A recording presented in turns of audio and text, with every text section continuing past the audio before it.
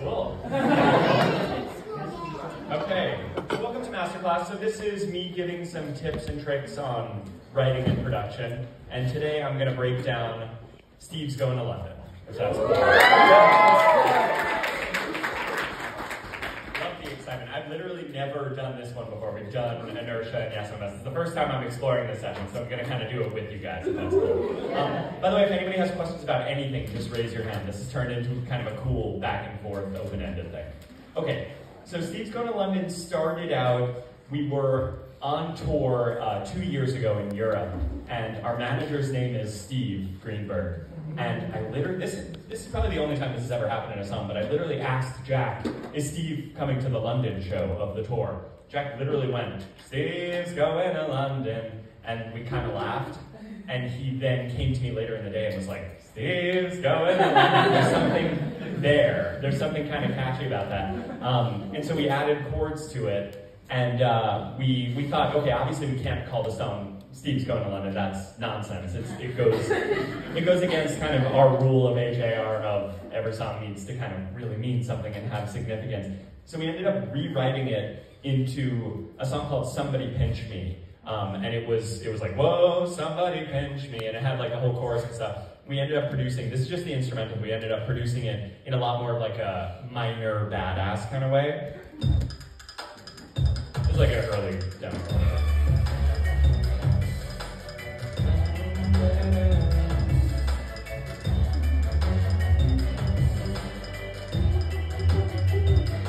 I'm just waiting for the drop here.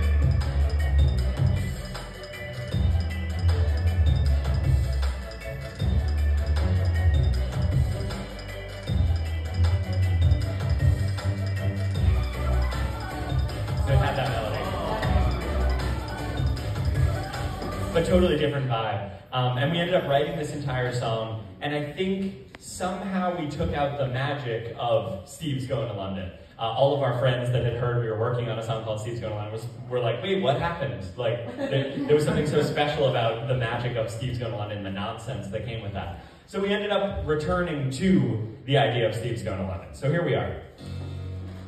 Steve's going to London. Sean's stuck in a suit. So this is Pro Tools. All of these tracks are different instruments that I create the song with. The original reference for that choir, or whatever that is, that vocal group in the beginning, is this song by The Who. Is it? Oh yeah, this guy. We loved that it's a lot of people singing, but it doesn't sound like this anonymous church choir. You could actually like pick out, there's that low voice down there and there's the high soprano. Very loose. And so we literally just got different people to sing this. So we have Jack's main vocal. Steve's going to London. We have our lighting designer, Ezra. Steve's going to London. Stuck in a suit. We like getting non-singers to record a lot of this stuff, because then you hear all those imperfections. We got my other friend, Amanda, because we wanted just like a female in there. Steve's going to London. And then, literally just on TikTok, I discovered this guy called That Bass Voice that has an extremely low voice. I don't know if you guys have seen him, he like duets other people. And so we got him to just record. Steve's going to London. And then he goes really low here. And so, yeah, altogether, I think it created that The Who kind of vibe. I can pick out individual voices, so we liked that. Okay.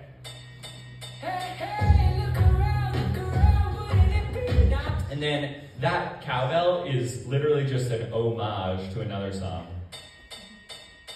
which is one of my favorite songs called Mr. Blue Sky. Or Mr. Blue Sky. So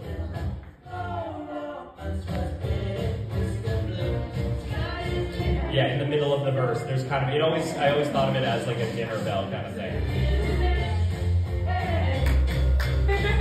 And it kind of announces, okay, here's the new section. So that one was just like literally just an homage to Mr. Blue Sky.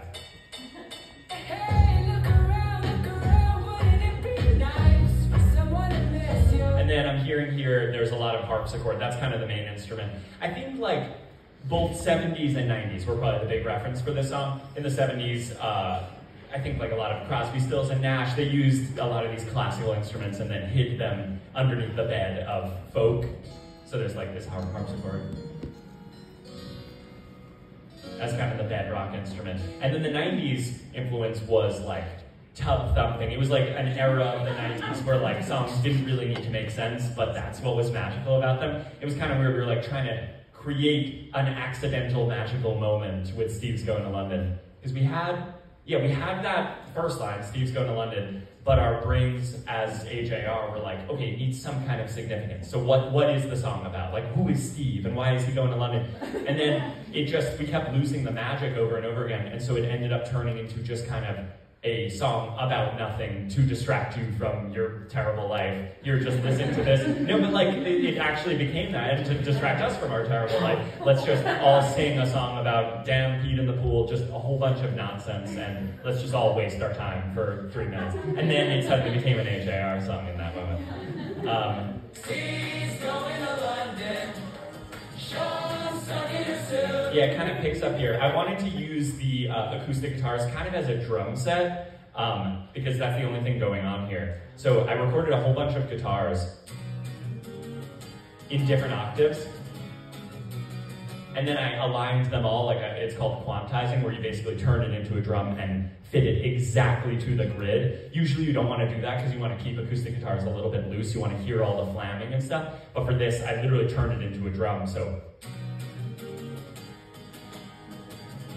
like nobody could actually play that in time that well, but now it becomes like almost like a percussive thing. Yeah? What did you say that was called? Quantizing? Quantizing, yeah. Yeah, it's literally like, it takes out all the human element, like the little imperfections that makes it like perfectly to the grid. Any more questions about anything so far? Could be about absolutely anything. Yeah, in the back. You mentioned Steve actually went to London. Did all the other people in the... Let me think back of Dan Pete in the pool. No, all of the other names are completely fictitious, and we really just wanted to paint a picture of suburbia. We're big fans of you guys know Fountains of Wayne, who sings Stacy's Mom. That album that Stacy's Mom is on is called Welcome Interstate Managers. That's like our favorite album of all time. And it paints such a beautiful image of New Jersey in the 90s, of kids like skateboarding and jumping in pools and stuff. And so I think this song was almost our homage to that life. That we grew up in New York City, so we have nothing to do with that suburban life, but it feels very idyllic to us. Yeah. Any more questions about anything? Yeah. So when you were on the Zach Sang show, you mentioned that Yes, I'm a Mess before was going to be the drop the box on my toe. Yeah. Or my pinky robot. I don't know if anyone else loves that, but I can't get that out of my head. Okay, so yeah, she's referring to the original draft of Yes, I'm a Mess. I think it's on my desktop. We ended up writing it into a song called So What. I think Jack tends to be a little bit afraid of like super minor dark chords. Like Bang was really like a struggle to get him excited about how dark it sounded. And so Yes, I'm a Mess was a perfect example. We kind of made it into a little bit more of an optimistic version for the first draft, which is this guy. It's called So What. Dropped a box on my toe, hurt my pinky real bad, and I don't quite know why we need 10 toes, so I thought a bit on that. So it's got that same chord structure as Yes, I'm a Mess, but it's got a little bit more of like the 3 o'clock things, just stream of consciousness kind of thing.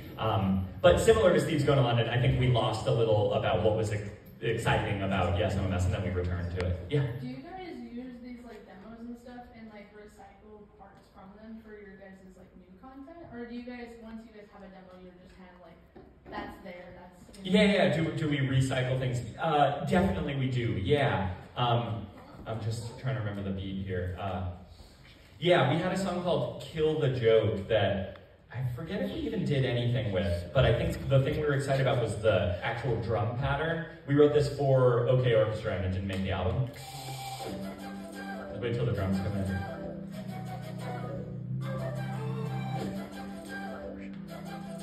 It's kind of a cool track, but we couldn't write a song around it. Here's this guy.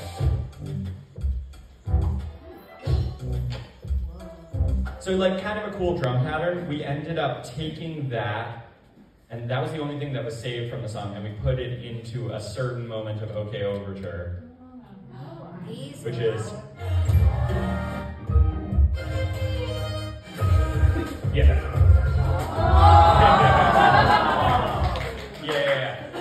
So yeah, these things kind of stick with us. Often if we're throwing out songs, there was something that at some point we were excited about in the song, and that's so rare to come across, to like actually be inspired by something. So we always make little notes of like, let's return to that somehow. Yeah. So speaking of OK Overture, how do you decide which album gets an overture and which don't? Really good question. I think we go so much based on gut feeling.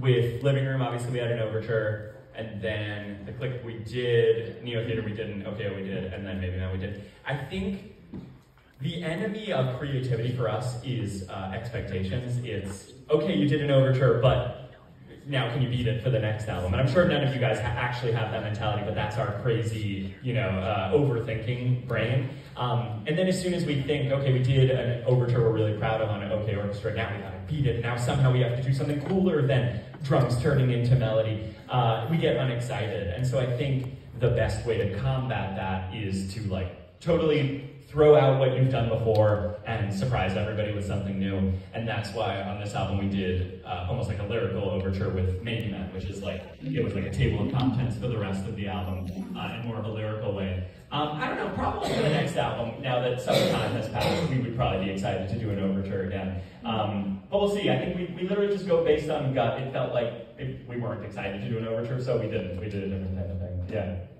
Yeah, in the hat. What color is Steve's Going to London? Okay, so yeah, you're talking about, so I have synesthesia that I've talked about a little bit, that like wires are kind of crossed in my brain, where when I hear a song, I see a color, and when I hear like certain drum sounds, I see shapes. Steve's Going to London, I see yellow. It doesn't mean anything to you guys, but I think often it helps me though while I'm producing, because like, here, let me show a drum. That's the kick drum.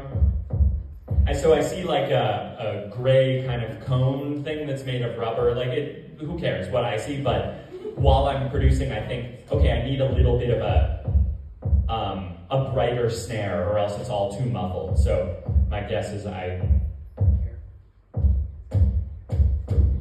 on, looking for the snare.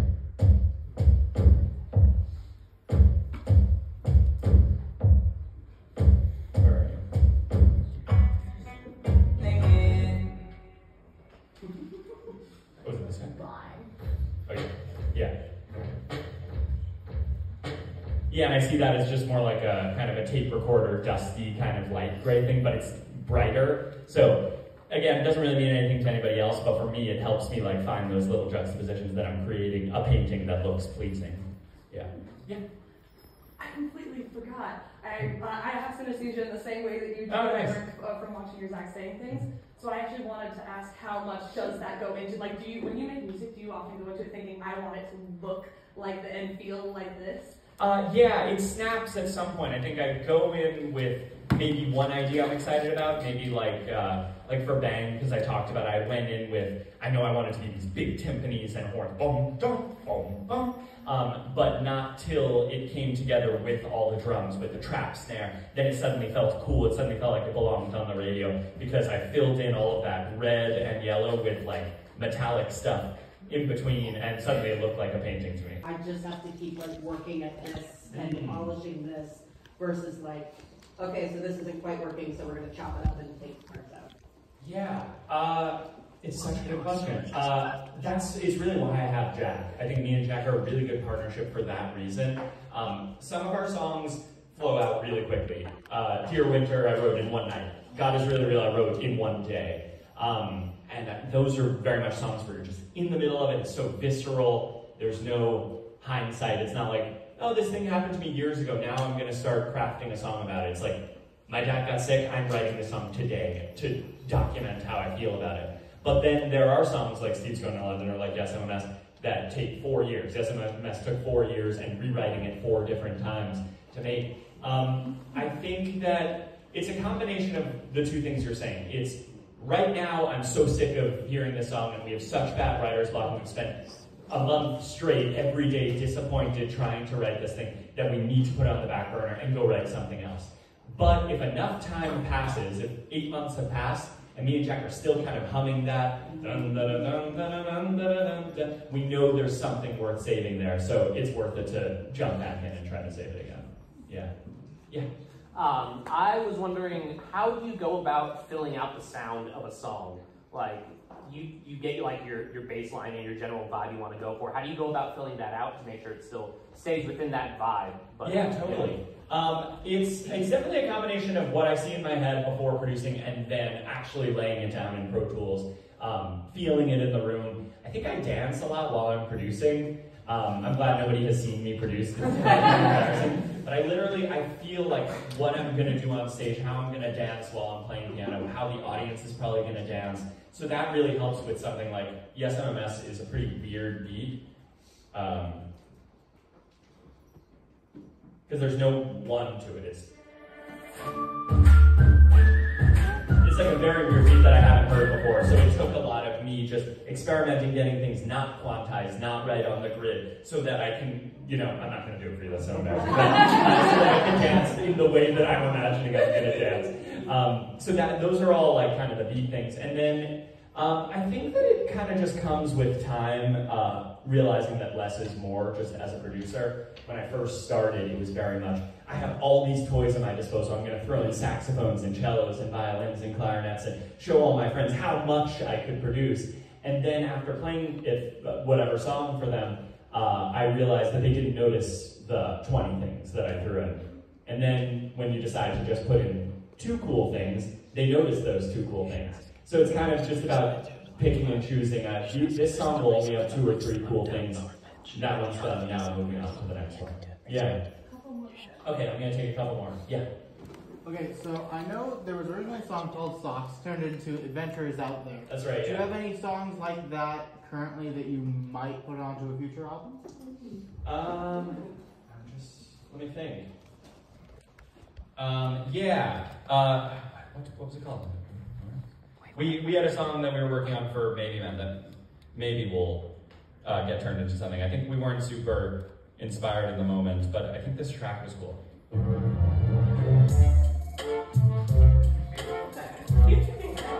The chorus had a really cool vibe. Hold on, wait for the chorus.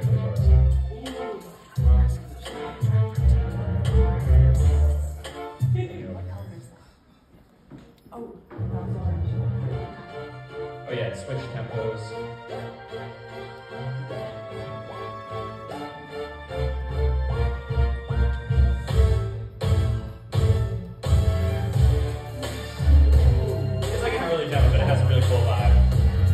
I think we weren't feeling super badass while we were making this album.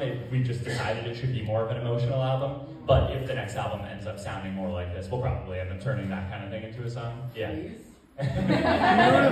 badasses out. You go ahead. So, when you're writing the song, do you usually produce the beats that you're gonna do first, or do you have the lyrics that you kind of get? Yeah. So does a song, for the people in the back, does a song often start with a beat or start with the lyric? I think often it starts with whatever you notice about it, because I think that's what drives us. I think, like I said, it's really hard to get inspired. So if you have something that is exciting to you, whether it's like with Dear Winter, it was, I've always wanted to name my kid Winter, and it felt really vulnerable to put that in a song. So that's what was driving me, that lyric. But like, Bang was dum dum dum dum. That was what was inspiring me. So it was more about, let's get out of our own way and write a lyric that doesn't get in the way too much of how cool that beat sounds.